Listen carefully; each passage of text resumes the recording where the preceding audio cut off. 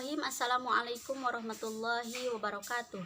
Perkenalkan, nama saya Siti Hanifah, mahasiswi Institut Agama Islam Darussalam Ciamis, program studi pendidikan agama Islam semester 5D. Video ini saya buat untuk memenuhi salah satu tugas mata kuliah metodologi penelitian pendidikan yang diampu oleh dosen Bapak Muhammad Nurholis, SPDI, MPDI. Video ini tentang proposal penelitian saya dengan judul Konsep Pendidikan Agama dalam Keluarga, Studi Analisis terhadap Pendapat Ahmad Tafsir dalam buku Metodologi Pengajaran Pendidikan Agama Islam. Yang pertama yang akan saya bahas di sini adalah mengenai latar belakang masalahnya. Banyak orang tua yang beranggapan bahwa pendidikan agama dalam keluarga itu dikatakan sangat penting. Kenapa dikatakan sangat penting? Alasannya adalah pendidikan di lembaga pendidikan lainnya seperti halnya di sekolah, di masjid, ataupun di lembaga masyarakat itu frekuensinya rendah. Alasan kedua, dikatakan sebagai pendidikan agama itu penting adalah karena pendidikan agama di dalam keluarga itu sangat penting karena untuk penanaman iman, dan penanaman iman yang baik yang hanya bisa dilakukan semaksimal mungkin itu hanyalah di lingkungan keluarga. Dan setiap orang tua pasti menginginkan anaknya berkembang secara sempurna. Mereka menginginkan anaknya menjadi anak yang soleh-solehah, kelak menjadi orang yang sehat, kuat, beriman dan bertakwa kepada Allah Subhanahu wa Ta'ala. Bagi orang Islam, beriman itu adalah beriman secara Islam. Secara sederhana, orang tua tidak menginginkan anaknya itu menjadi anak yang bodoh, nakal, bahkan pengangguran. Nah, untuk mencapai tujuan itu, orang tualah yang menjadi pendidik pertama dan utama dalam keluarga. Karena mereka ditakdirkan untuk melahirkan anak-anaknya, maka mereka bertanggung jawab penuh atas pendidikan, atas semua yang dibutuhkan oleh anak-anaknya. Namun pada kenyataannya masih banyak orang tua yang beranggapan dan menomorduakan pendidikan agama dalam lingkungan keluarga. Mereka terlalu sibuk untuk mencari rezeki demi memenuhi kebutuhan dan kecukupan anak-anaknya.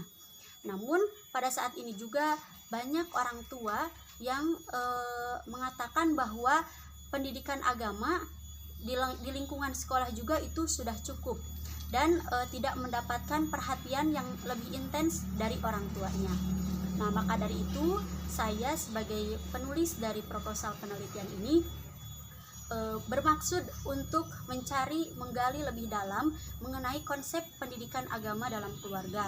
Maka dari itu saya membuat proposal penelitian dengan judul Konsep Pendidikan Agama dalam Keluarga, Studi Analisis terhadap Pendapat Ahmad Tafsir dalam buku Metodologi Pengajaran Agama Islam. Nah, untuk selanjutnya rumusan masalah. Rumusan masalahnya ada 3. Yang pertama adalah bagaimana konsep pendidikan agama dalam perspektif Ahmad Tafsir. Yang kedua, bagaimana konsep pendidikan keluarga dalam perspektif Ahmad Tafsir. Dan yang ketiga, bagaimana konsep pendidikan agama dalam keluarga menurut perspektif Ahmad Tafsir. Kemudian, selanjutnya adalah tujuan penelitian. Tujuan dari penelitian ini yang pertama adalah untuk mengetahui konsep pendidikan agama dalam perspektif Ahmad Tafsir. Yang kedua, untuk mengetahui konsep pendidikan keluarga dalam perspektif Ahmad Tafsir. Dan yang ketiga, untuk mengetahui konsep pendidikan agama dalam keluarga menurut Ahmad Tafsir. Untuk selanjutnya ada kegunaan penelitian. Kegunaan penelitian ini terbagi menjadi 2 bagian. Yang pertama adalah kegunaan ilmiah dan yang kedua adalah kegunaan praktis. Untuk kegunaan ilmiah dapat menambah hazanah keilmuan khususnya dalam masalah pendidikan dalam keluarga yang merupakan pendidikan pertama dan utama yang sering terabaikan. Kemudian yang kedua adalah kegunaan praktis. Kegunaan praktis ini terbagi menjadi 2. Ada bagi penulis untuk saya sendiri dan untuk lingkungan masyarakat. Untuk penulis itu sendiri, kegunaannya adalah untuk menambah wawasan penulis untuk dijadikan pengetahuan dalam dunia pendidikan, khususnya dalam lingkungan keluarga dan umumnya dalam lingkungan pendidikan sekolah. Dan untuk masyarakat itu sendiri membantu permasalahan yang tengah dihadapi oleh keluarga tersebut. Untuk selanjutnya adalah tinjauan pustaka.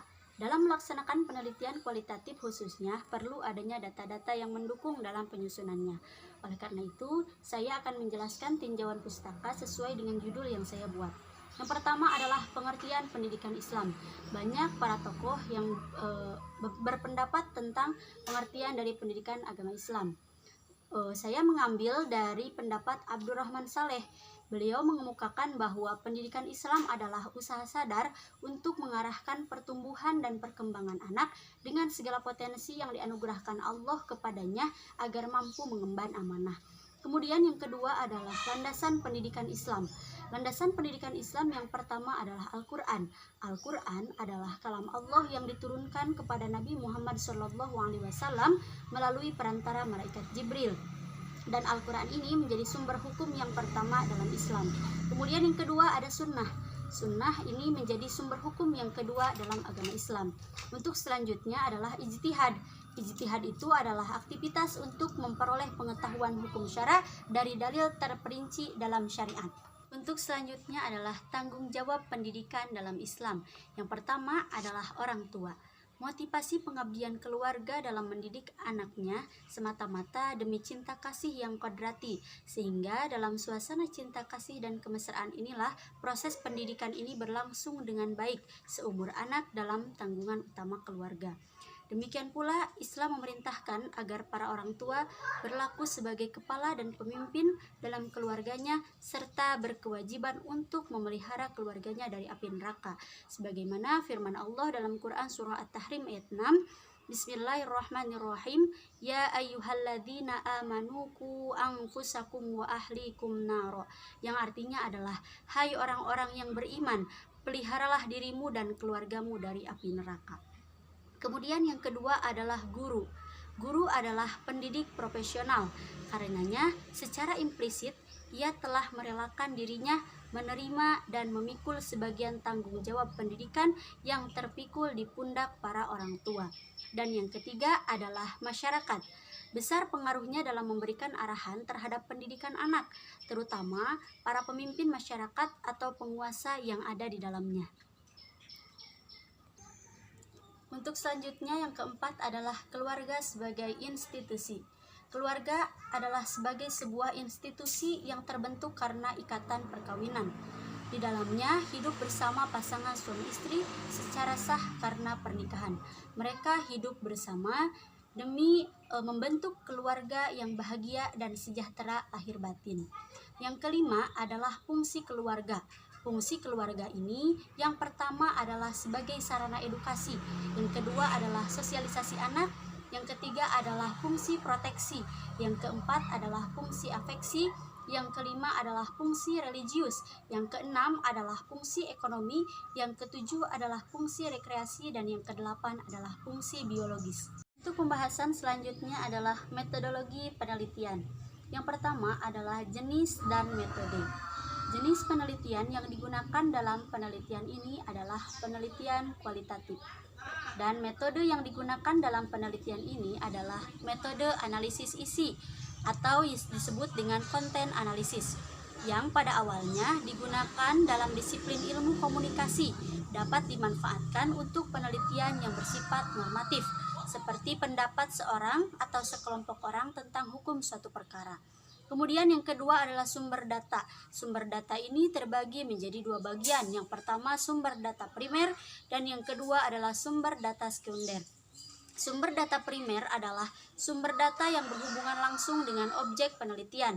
Dalam konteks penelitian ini, sumber data primernya adalah buku Dr. Ahmad Tafsir. Dan yang kedua adalah sumber sekunder. Sumber data sekunder ini adalah sumber data yang tidak berhubungan langsung tetapi berkaitan dengan objek penelitian ini. Dan yang ketiga adalah teknik dan instrumen pengumpulan data. Teknik dalam instrumen pengumpulan data ini yang pertama adalah mengumpulkan literatur yang berhubungan dengan objek penelitian. Setelah dikumpulkan, kemudian yang kedua adalah menelaah literatur untuk penelitian tersebut. Dan yang ketiga, setelah mengumpulkan, kemudian setelah ditelaah, selanjutnya adalah mengklasifikasikan data-data yang terdapat dalam literatur penelitian. Dan yang keempat adalah melaksanakan analisis data-data penelitian. Kemudian yang keempat adalah keabsahan data. Untuk menetapkan keabsahan, diperlukan teknik pemeriksaan. Pelaksanaan teknik pemeriksaan didasarkan atas sejumlah kriteria tertentu, dan ada 4 kriteria yang dapat digunakan, yaitu dengan derajat kepercayaan atau credibility, yang kedua adalah keteralihan atau transferability, yang ketiga adalah kebergantungan atau defendability, yang keempat adalah kepastian atau confirmability. Kemudian yang kelima adalah analisis data. Setelah data penelitian itu terkumpul, selanjutnya peneliti melakukan analisis terhadap data yang didapatkan.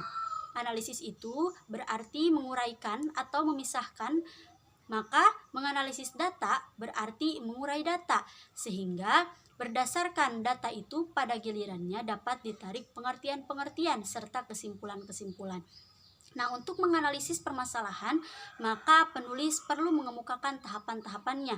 Yang pertama adalah pemrosesan data, yaitu dengan cara mencari atau mengumpulkan data yang berkaitan dengan cara mengumpulkan data yang berkaitan dengan masalah yang sedang dibahas dari berbagai sumber. Kemudian yang kedua adalah kategorisasi. Kategorisasi itu adalah data-data yang sudah terkumpul dapat dikelompokkan atas pikiran-pikiran, pendapat-pendapat, dan kriteria-kriteria tertentu yang kemudian dikategorisasikan ke dalam isi pembahasan penelitian yang berkaitan. Dan yang ketiga adalah penafsiran data, yaitu setelah tersedia data-data dengan lengkap dan kategorisasi telah dilakukan, maka dilakukanlah analisis atau penafsiran data terhadap data yang tersedia dengan menggunakan analisis. Materi yang dapat saya sampaikan, kurang lebihnya mohon dimaafkan. Wassalamualaikum warahmatullahi wabarakatuh.